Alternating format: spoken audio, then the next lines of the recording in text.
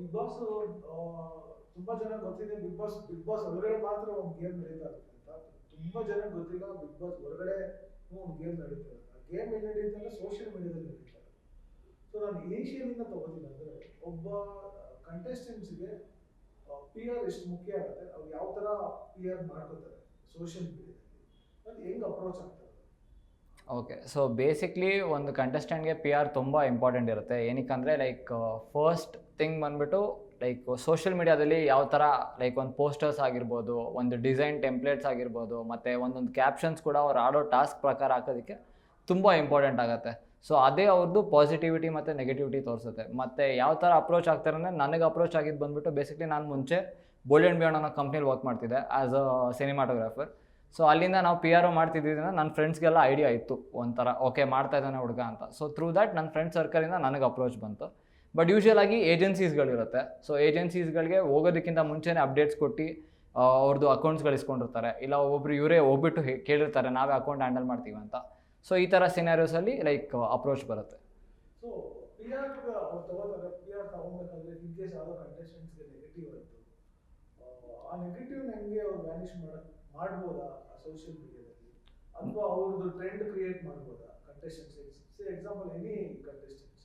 Okay, so ಇವಾಗ ನೋಡಿ, negativity positivity ಬರ್ತಾನೆ ಇರುತ್ತೆ ಪಿ ಆರಲ್ಲಿ. ಸೊ ನೆಗೆಟಿವ್ ಆಯಿತು ಅಂದರೆ ಅದನ್ನು ಪಾಸಿಟಿವ್ ಕನ್ವರ್ಟ್ ಮಾಡೋದಕ್ಕೆ ನಮಗೂ ಒಂದು ಅಪ್ರೋಚ್ ಬಂದುಬಿಟ್ಟು ಲೈಕ್ ಆರ್ಗ್ಯಾನಿಕ್ ಆಗಿ ಕೂತ್ಕೊಂಡು ನಾವು ಏನೇನು ಮಾಡ್ತಿದ್ದೀವಿ ಕ್ಲಾರಿಟಿ ಕೊಡ್ಬೋದು ಒಂದು ಆಡಿಯನ್ಸ್ಗೆ ಕೂತ್ಕೊಂಡು. ಇವಾಗ ಫಾರ್ ಎಕ್ಸಾಂಪಲ್ ಇವಾಗ ಒಂದಷ್ಟು ಫ್ಯಾನ್ ಪೇಜ್ಗಳಿರ್ತವೆ, ಟೆಕ್ಸ್ಟ್ ಮಾಡ್ತಾ ಇರ್ತಾರೆ ಕೂತ್ಕೊಂಡು. ಸೊ ಅವ್ರಿಗೆ ಏನೇನು ಸಿನಾರಿಯೋ ಇರುತ್ತೆ ಅಂತ ಅಪ್ಡೇಟ್ ಮಾಡಿ ಅಕಾರ್ಡಿಂಗ್ ಆಗಿ ನಾವು ಬೇರೆ ಕಂಟೆಸ್ಟೆಂಟ್ಸ್ಗೆ ನೆಗೆಟಿವ್ ಮಾಡಿಸ್ದಂಗೆ ಪಾಸಿಟಿವ್ ವೀಡಿಯೋಸ್ಗಳು ಹಾಕಿದ್ರೆ they will feel like okay ಇವ್ರು ಸೋಷಿಯಲ್ ಮೀಡಿಯಾದಲ್ಲೂ ಇಷ್ಟೇ ಕಾಮ್ ಆಗಿದ್ದಾರೆ, ಕಂಪೋಸ್ಡ್ ಆಗಿದ್ದಾರೆ ಅಂತ ಬರುತ್ತೆ.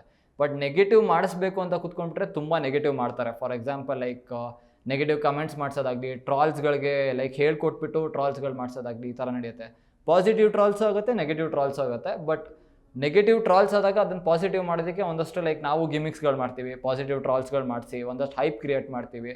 ಮತ್ತು ಇವ್ರದ್ದು ಒಂದಷ್ಟು ಕ್ಲಾರಿಟಿ ಕೊಟ್ಟಾಗ ಅವಾಗ ಪಾಸಿಟಿವಿಟಿ ಸ್ಟಾರ್ಟ್ ಆಗುತ್ತೆ. ಈ ನೆಗೆಟಿವ್ ಕಾಮೆಂಟ್ಸ್ ಮಾಡಿಸ್ತಾರೆ, ಹಿಂಗೆ ಯಾರನ್ನ ಕಾಂಟ್ಯಾಕ್ಟ್ ಮಾಡ್ತಾರೆ, ಹೆಂಗೆ ನೆಗೆಟಿವ್ ಕಾಮೆಂಟ್ಸ್ ಮಾಡ್ತಾರೆ? ಸೊ ನೆಗೆಟಿವ್ ಕಮೆಂಟ್ಸ್ ಮಾಡಿಸ್ಬೇಕಂದ್ರೆ ಫಸ್ಟ್ ಥಿಂಗ್ ಬಂದುಬಿಟ್ಟು ಲೈಕ್ ಟ್ರಾಲ್ ಪೇಜ್ಗಳೇ. ಸೊ ನಮ್ಮ ಟ್ರಾಲ್ ಪೇಜ್ಗಳಿರ್ತಾರೆ. ಸೊ ಅದರಲ್ಲಿ ಒಂದಷ್ಟು ಲೈಕ್ ಮೈನಾರಿಟಿ ಟ್ರಾಲ್ ಪೇಜಸ್ಗಳಿರುತ್ತೆ. ಸೊ ಆ ಮೈನಾರಿಟಿ ಟ್ರಾಲ್ ಪೇಜಸ್ಗಳಿಗೆ ಫಂಡ್ಸ್ನ ಫೀಡ್ ಮಾಡ್ತಾರೆ. ಸೊ ಫಂಡ್ಸ್ನ ಫೀಡ್ ಮಾಡಿದಾಗ ಅವ್ರು ಏನು ಮಾಡ್ತಾರೆ, ಕಾಸಿನ ಹುಚ್ಚಿಗೋಸ್ಕರ ಅಂತ ಕಮೆಂಟ್ಸ್ಗಳು ಮಾಡೋಕ್ಕೆ ಸ್ಟಾರ್ಟ್ ಮಾಡ್ತಾರೆ. ಒಂದಷ್ಟು ಜನ ಅವ್ರದ್ದೊಂದು ಕಲ್ಟ್ಗಳಿರುತ್ತೆ, ಈ ಥರ ಬ್ರಾಡ್ಕಾಸ್ಟ್ ಲಿಂಕ್ಸು ಕಲ್ಟ್ಗಳಿರ್ತವೆ.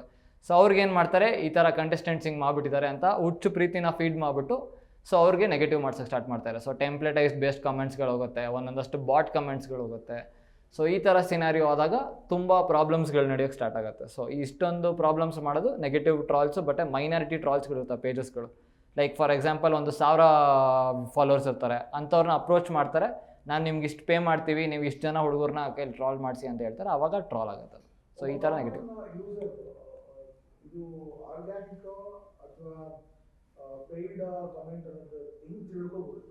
ಸೊ ನಿಮಗೆ ಇನ್ಸ್ಟಾಗ್ರಾಮ್ದು ಮೆಟಾ ಮತ್ತು ಅನಾಲಿಟಿಕ್ಸ್ದು ಒಂದು ಟೂಲ್ಸ್ಗಳಿರುತ್ತೆ. ಸೊ ಅದರಲ್ಲಿ ನೀವು ನೋಡ್ಬೋದು ಫಾರ್ ಎಕ್ಸಾಂಪಲ್ ಎಷ್ಟು ಫಾಲೋವರ್ಸ್ ಆಗ್ತಿದ್ದಾರೆ, ಯಾವ ಥರ ರೀಚ್ ಸಿಗ್ತಾ ಇದೆ ಅವ್ರಿಗೆ. ಸೊ ಅವ್ರಿಗಿರೋ ಫಾಲೋವರ್ಸ್ಗೂ ರೀಚ್ಗೂ ಸಂಬಂಧ ಇದೆಯಾ, ಮತ್ತು ಎಷ್ಟು ಲೈಕ್ಸ್ ಓಡ್ತಿದೆ, ಎಷ್ಟು ಕಮೆಂಟ್ಸ್ ಬರ್ತಿದೆ. ಆ ಕಮೆಂಟ್ಸಲ್ಲೂ ಬಾಟ್ ಆಗುತ್ತೆ.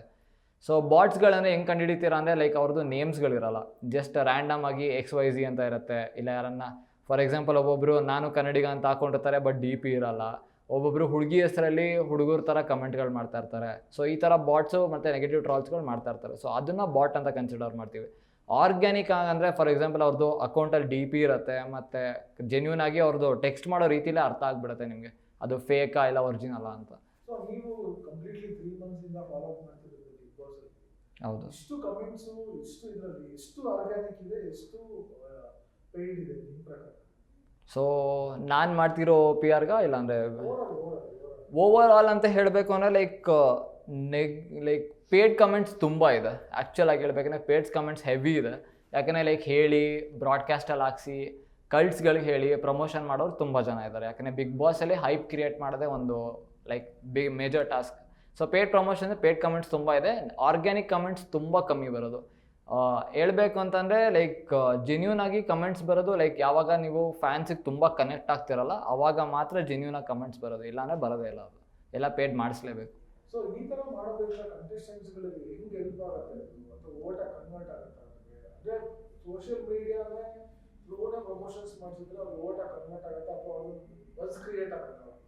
ಸೊ ಎಸ್, ಅದು ಓಟಾಗಿ ಕನ್ವರ್ಟ್ ಆಗುತ್ತೆ. ಲೈಕ್ ಪೇಡ್ ಪ್ರಮೋಷನ್ಸ್ ಮಾಡಿಸೋದ್ರಿಂದ ಏನಾಗುತ್ತೆ ಅಂದರೆ ಜನರುಗಳಿಗೆ ಹುಚ್ಚು ಪ್ರೀತಿ ಸ್ಟಾರ್ಟ್ ಆಗುತ್ತೆ. ಮತ್ತು ಹೈಪ್ ತುಂಬ ಹೋದಾಗಿಂದ ನಾವು ಸಪೋರ್ಟ್ ಮಾಡಬೇಕು, ನಾವು ಇವ್ರುಗಳಿಗೆ ಇಷ್ಟೇ ವೋಟ್ ಹಾಕಬೇಕು ಅಂದ್ಬಿಟ್ಟು ಯಾವಾಗ ಇನ್ನು ಹೈಪ್ ಜಾಸ್ತಿ ಆಗ್ತಾ ಇರುತ್ತೆ, ವೋಟ್ ಜಾಸ್ತಿ ಆಗುತ್ತೆ, ಅವ್ರಿಗೊಂದು ದೊಡ್ಡ ಫ್ಯಾನ್ ಬೇಸ್ ಕ್ರಿಯೇಟ್ ಆಗುತ್ತೆ. ಇವಾಗ ಆಚೆಡೆ ಬಂದಾಗ ಅವ್ರಿಗೆ ವೆಲ್ಕಮಿಂಗೇ ತುಂಬ ಕ್ರೇಜಿ ಆಗಿರುತ್ತೆ. ಸೊ ಈ ಥರ ಸಿನಾರಿಯೋ ಮಾಡೋದಕ್ಕೆ paid promotions two important. So ಅದರಲ್ಲಿ ಆರ್ಗ್ಯಾನಿಕ್ ಆಗೂ ಮಾಡ್ತಾರೆ, ಒಬ್ಬೊಬ್ಬರು ಫೇಕ್ ಆಗೂ ಮಾಡ್ತಾರೆ. ಬಟ್ ಏನಂತ ಅಂದರೆ ಲೈಕ್ ಪೇಡ್ ಮಾಡೋದ್ರಿಂದ ನಿಮಗೆ ಲಾಸ್ ಆಗುತ್ತೆ. ಬಟ್ ಆರ್ಗ್ಯಾನಿಕ್ ಆಗಿ ಒಳ್ಳೆ ಹೈಪ್ ಸಿಕ್ತು ಅಂತ ಅಂದರೆ like that is the most killer thing possible in PR industry.